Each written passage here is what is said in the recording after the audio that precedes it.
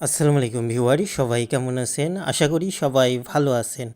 Doctor Mizanur Rahman আজহারীর জন্য বগুড়াতে যে মাঠটি নির্ধারণ করা হয়েছে সেই মাঠটি পরিদর্শনে আজকে আমি আপনাদেরকে নিয়ে যাব।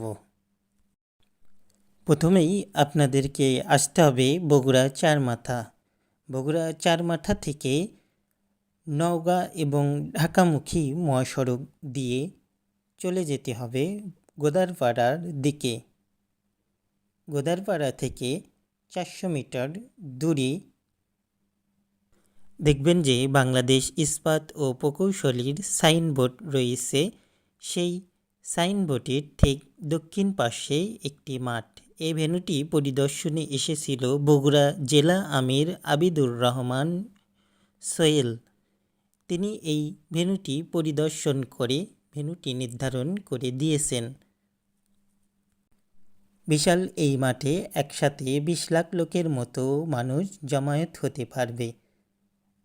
এই মাঠটি ছাড়াও পূর্ব এবং পশ্চিমে মাঠের অনেক জায়গা রয়েছে, সেখানেও মানুষজন অনায়াসে জমায়েত হবে। বন্ধুরা, আপনারা ইতিমধ্যেই জেনেছেন যে ডক্টর মিজানুর রহমান আজহারীর জন্য যেসব মাঠ ঠিক করা হয়েছিল বাংলাদেশে, সেখানে অতিরিক্ত লোক হয়।